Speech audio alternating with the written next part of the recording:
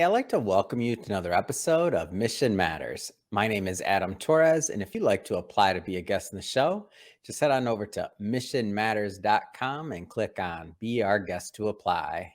All right, so today's a special episode. We're bringing Roger Thompson back on the show to finally announce our book has finally been released. We've been working on this for a long time. For those that don't know Roger, if you didn't catch the first episode, he is the Vice President for Student Services and Enrollment Management over at the University of Oregon.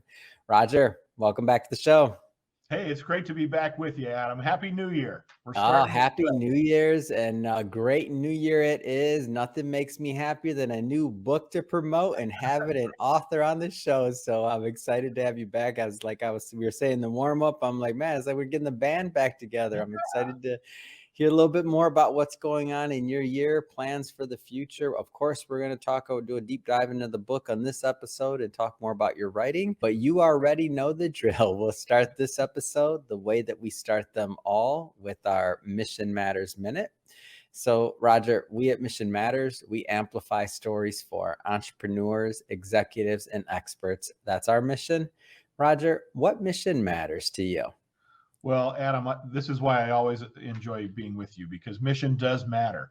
And the University of Oregon has a mission to, create graduates that think critically, and logically and live ethically and do things to make a difference in the world. And that mission is something that I identify with. And when I think about my own mission, I want to develop leaders. I want to help create a better place, a top-notch organization where our people want to be part of our team, and empower people to be their very best selves and to make a difference in the work that they do and to impact the students and families that we see in higher education. So I'm really excited to be with you. Mission matters. It's the key element that I think sometimes doesn't get enough attention. And so it's just fun to be back with you and excited to talk about this chapter and the things that I wrote. Should be fun. So looking forward to it. So to get us kicked off, Roger, I don't want to assume that all our new listeners or new viewers caught maybe some of the previous work we've done together. So maybe go into your background a little bit and really how you got started in higher education. Sure. I mean, I've been in higher education over 30 years now, which is kind of surprising to me. But it began, I think, because lots of like many people that go to college, I had great mentors. I had people that really believed in the things that I thought were important and encouraged me to pursue my career. So that began at the University of Central Missouri and moved on to the University of Southern California. And then I really got into the enrollment piece, and I loved connecting with students and families and talking about a student's future and what they might want to do. And that led me to the University of Alabama. And then I had a good time there, 8.5 years or 4 football coaches, depending on how you'd like to measure it. And then I went to Indiana University, and it was a great place. And I've been at the University of Oregon for 13 years. Throughout, I think I've always tried to empower people, create a strong work environment, a place where achievement matters. We don't confuse achievement with activity. There's a difference. And so we're about achievement. And I've just been very fortunate. I've had the chance to meet lots of wonderful people and be mentored by some great leaders. And hopefully I'm making a difference with my team and enabling some folks to be leaders too. So that's the very quick wrap on how I got into higher education and the difference I'm trying to make. And throughout your career, one of the common themes is that you've been for many of those years really at the forefront of admission, of growing and attracting the right students to the universities that you were representing. Tell me a little bit more about that. Yeah, I've been very fortunate at each of the places where I've been responsible and in a senior leadership role, University of Alabama, Indiana, and at Oregon. We've done things that have been unprecedented, Adam. We've set records at each of those places that had never been broken. And those are universities that have been around for, since the 1800s. Yeah. We've done things that were first in the country.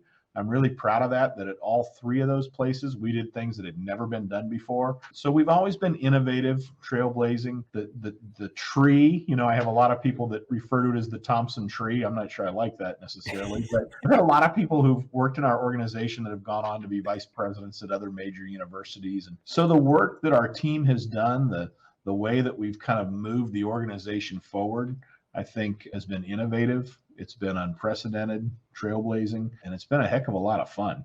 And so it's really been it's been terrific. And all three of those schools are such great schools. I loved every one of them. So it's been a really, really good ride, and excited to see what 2023 brings for us, But setting lofty goals and achieving them, oh my gosh, that's one of the best things you can do in your life. There's nothing better. It's just fantastic. And if we could put that in a bottle, Adam, and give it to middle school kids, I'm telling you, we wipe out a bunch of problems, because it's really powerful stuff when you set a big goal and then you accomplish it.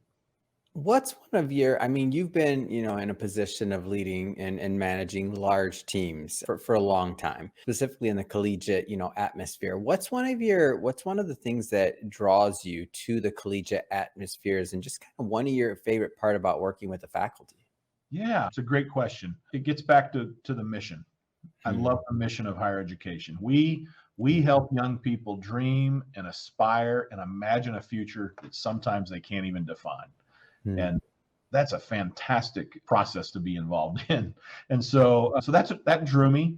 Like a lot of people, I say I loved college. I loved my own college experience. So I don't know, maybe I never wanted to leave Adam. Like I'm still walking around college campuses and still love it. So, but that difference, we get to interact at a time that's really transformational for a student, right? That move from high school into college. And I really believe that, we've all heard the story, or maybe experienced it ourselves, of that faculty member or that administrator, that leader that makes a difference in a student's life. And many times you don't even know when that's occurring, but it happens often.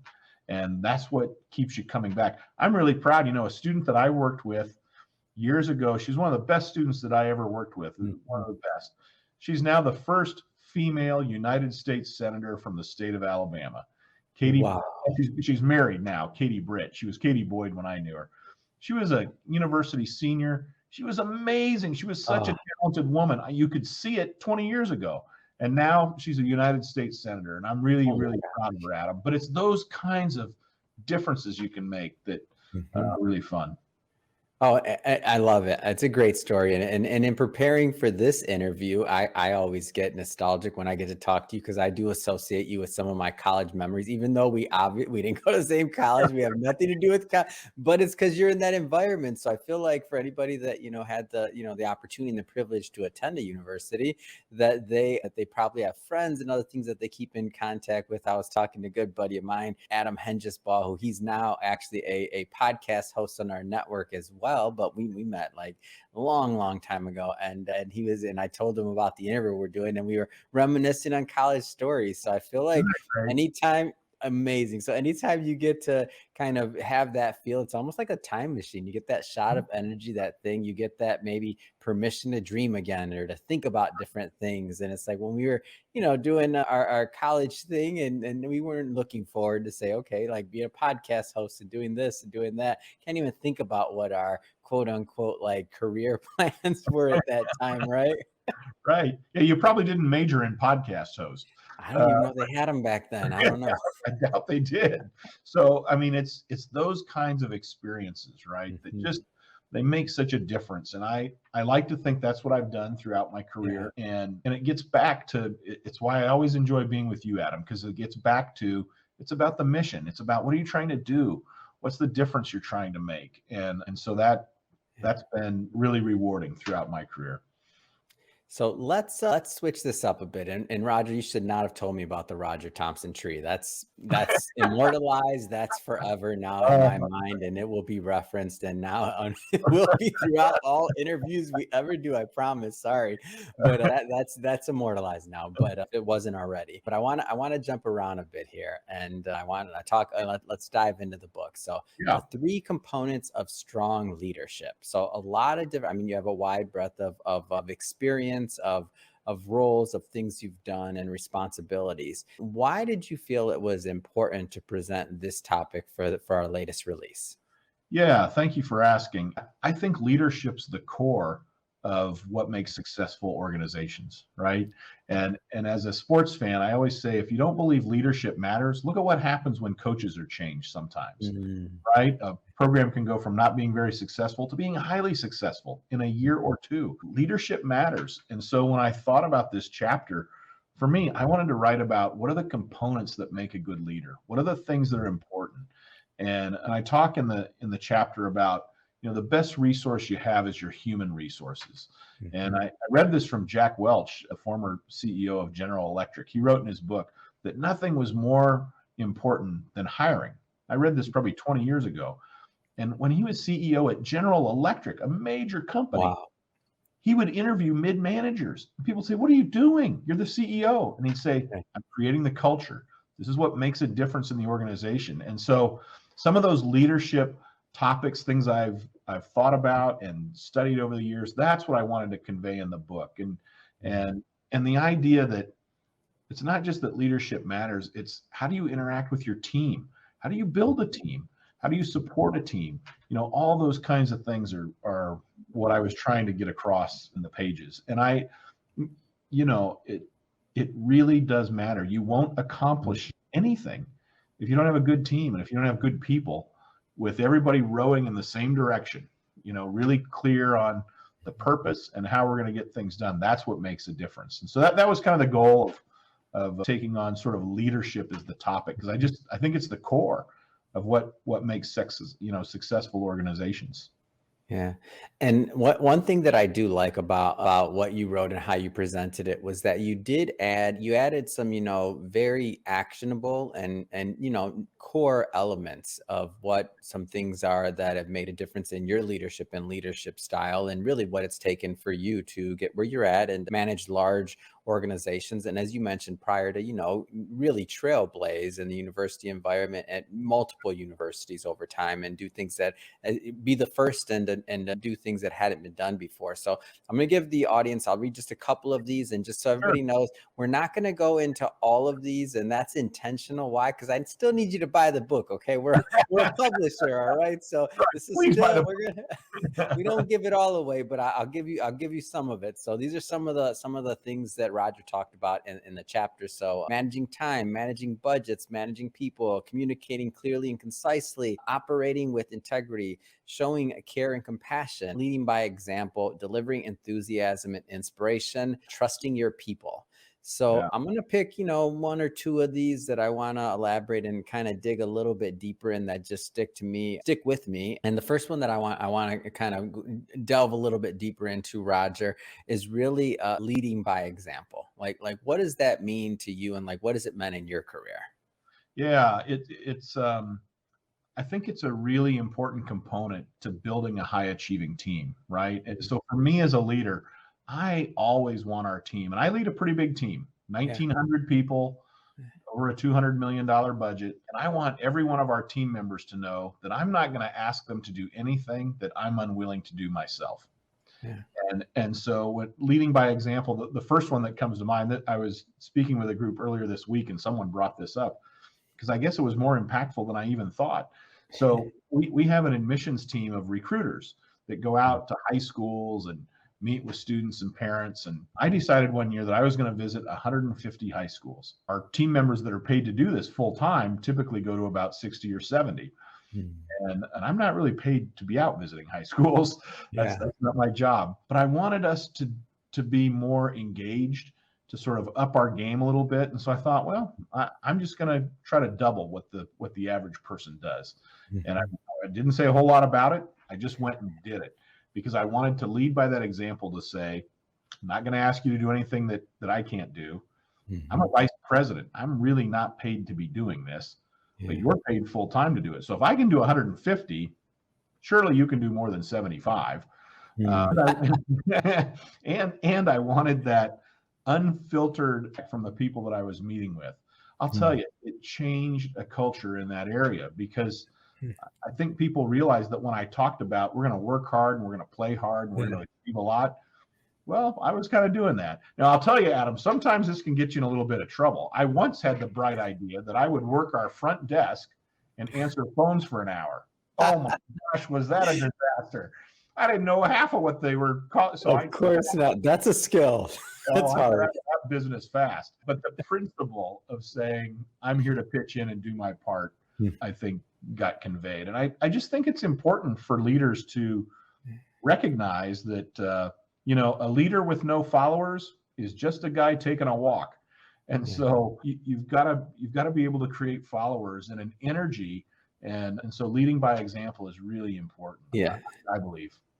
Yeah, I mean, I think it's always interesting when someone does this, because what happens a lot of times, and this has just been in my experience, and I've heard from many other individuals with much larger companies and teams than myself, but is that people are always watching. Like they're always watching, they're sizing you up, they're kind of like day by day, whether they're doing it consciously, whether they're doing it unconsciously, they're kind of making that decision every day, whether it's going to work virtually or in person or get in the car, of if they're on the right path for them and if they're really inspired.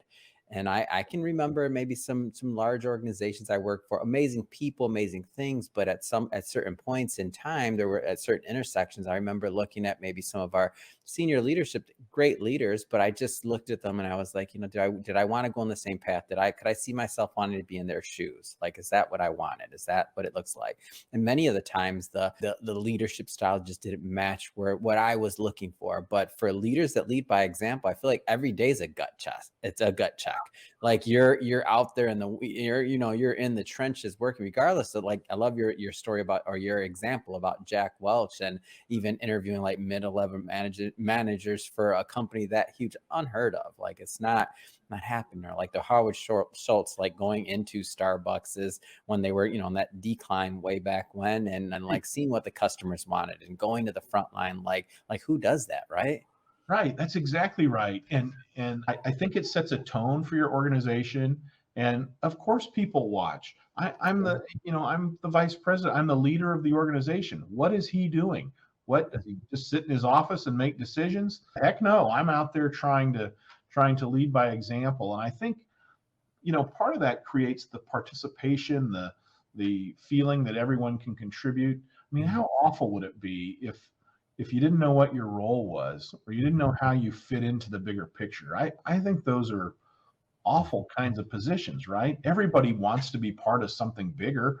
That's human nature. And it's up to the leader to convey, well, what is the something bigger that we're working on? And I'm excited about it. I get fired up. I want to do it every day. Come on, let's all do it. And so I think that, you mentioned enthusiasm and inspiration. That was one section that I wrote about, and it's really important.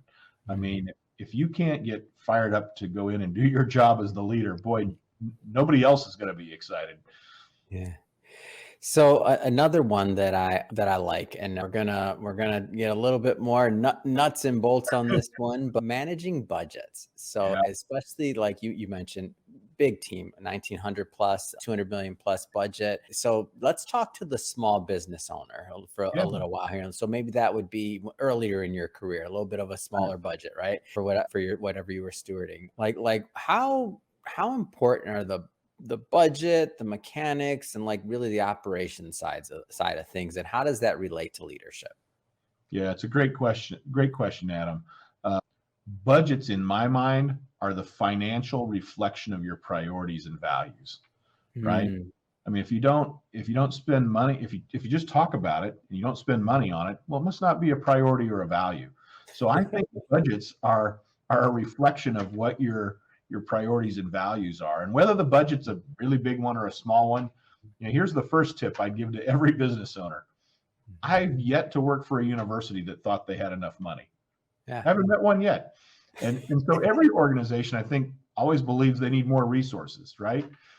But the good leader strategically uses their resources in a way to maximize them and to support what their goals and ambitions are.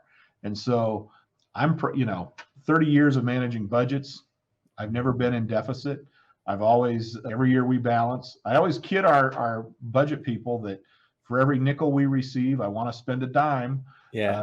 But we got to figure out how to balance it, how to prioritize, how to make sure that we're investing in the things that are important. And it's why I come back to that old, it's actually a John Wooden, the famous coach at UCLA. He had a quote that said, don't confuse activity with achievement. There's a difference, right? And so I tell my team, if we're talking about activity, well, a hamster runs on a wheel really fast. That's a lot of activity, but they don't go anywhere.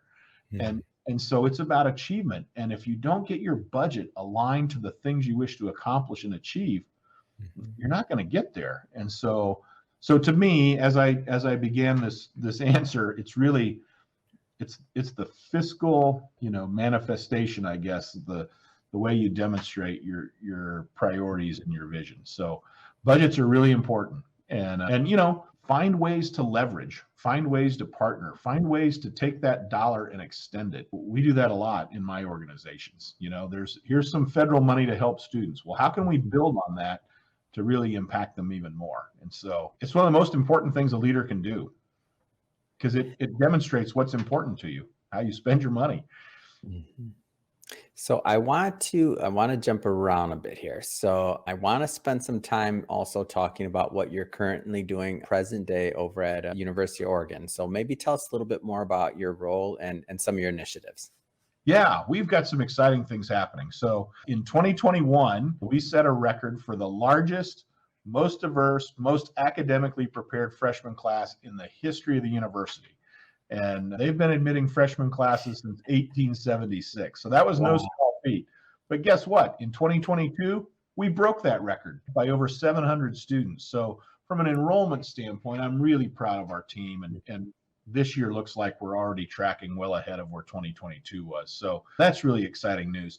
We've got a big project. This was a vision that I wanted to bring to reality for some time. It's called our Housing Transformation Project. And what we did was we're taking down several of the oldest buildings on campus, the oldest residence halls. I sort of compare them to a DC-10, DC-10s used to fly passengers around, but none of us get on a DC-10 anymore. They were built in the 50s, as were these residence halls. So we're knocking those down, eliminates deferred maintenance, where we were spending millions of dollars on deferred maintenance, and we're building beautiful structures in their place, which has transformed the eastern part of our campus. We've opened one of the buildings already. It's our most popular residence hall on campus.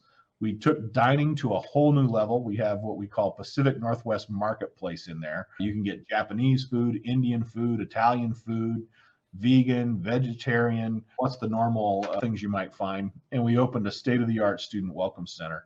The next two buildings in this project, Adam, will open this fall 2023. So that's been a huge project, really exciting, $220 million project, and it's about to be completed. And it's just changed a whole section of the campus in a way that is even better than what we imagined. So we've got, we just expanded our university health services. So our team of doctors and nurses and all those folks that take care of 23,000 students have new space, expanded space, nicer space. We got a lot cooking, and it's fun.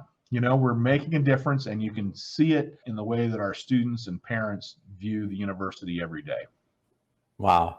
And so amazing to hear, number one. And I think about your growth overall and the numbers that you're hitting and the increasing enrollment, numbers, and how you're even beating those numbers, right? And I think everything that you said, I'm sure this all plays in the mix. But I'm interested to hear, what do you attribute maybe some of the success to when it comes to the people side of the equation, whether it be your team, the faculty, just overall, what do you attribute maybe some of that success in, just as you said, or as I say, achieving uncommon results? Yeah. Oh, I like the way you put that. I think it always comes down to team. I like to think I'm a good leader. I know how to surround myself with good team members. And some of the principles that are important to us as a team, I think, are what are resulting in the great numbers. I tell our team all the time, in higher education, we ask families to entrust us with the most important thing in their life, their son or daughter. Not many industries ask that. In fact, I would argue that's the most important question, most significant question one person can ask of another, to entrust us with what matters most to them.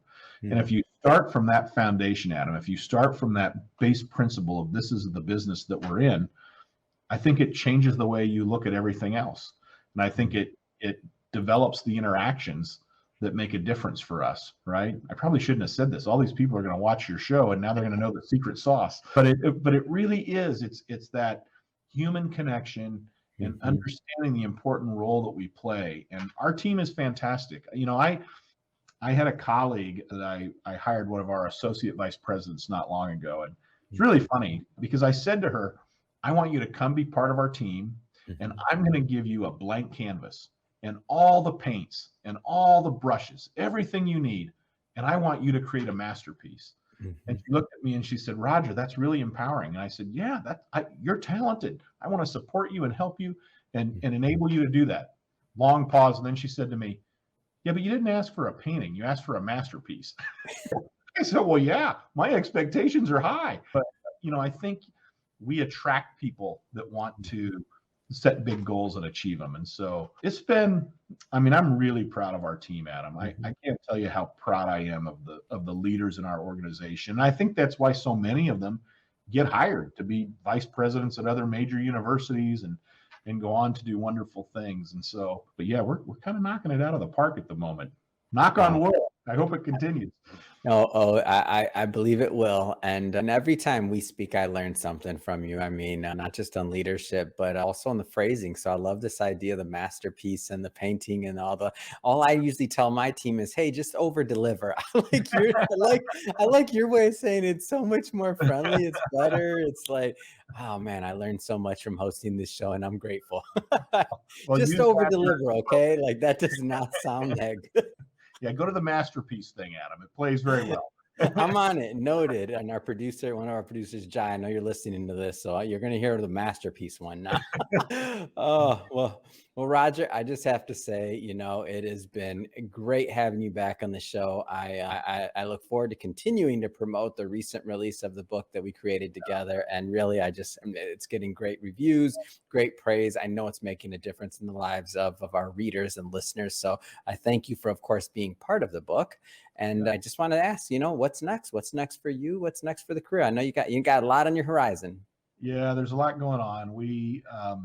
I think what's next, and let me just say, it was a pleasure to be part of your book, Adam. And please, people out there, purchase the book wherever books are sold. It's available. Go get it. I think next for me, I mentioned the housing transformation project. We'd like to get that wrapped up. We're going to keep setting lofty goals, and we're going to keep pushing ourselves to be an ever better organization. And we'll take a moment to celebrate, as we always do, the accomplishments. But I think for me, it's how can I be even more impactful?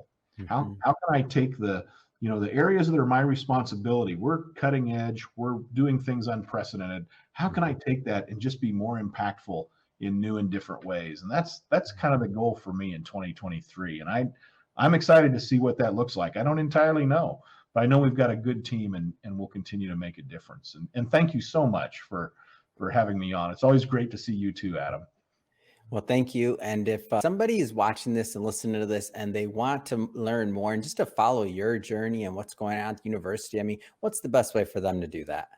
Oh gosh, I'd say check out LinkedIn. You'll find me there. I'm on Twitter. I still can't believe I say that, but my team got me on Twitter. And good job, team out there. Get them on Twitter. People need to hear. Go ahead. Sorry. No, so those two places for sure, they can hit us up, and of course they can always go to our website at the University of Oregon, ssem.uoregon.edu, and there's lots of information out there about who we are and what we're doing. So any of those places, please let me know if I can ever be helpful to your listeners and the readers and all the rest. Wonderful. And we'll put all that information in the show notes so that everybody can just check it out, click on the links. And speaking of the audience, if this is your first time with Mission Matters or engaging with an episode or listening to one, we're all about bringing on business owners, entrepreneurs, executives, and experts and having them share their mission, the reason behind their mission, really why they do what they do, what gets them fired up to go out there into the world and make a difference each and every day. If that's the type of content that sounds interesting or fun or engaging or exciting to you, hit that subscribe button because we have many more mission-based individuals coming up on the line and we don't want you to miss a thing. And Roger, again, really been a pleasure. Look forward to the next time we get to work together. Thanks again for coming on. Yeah, thank you, Adam. Great to be with you.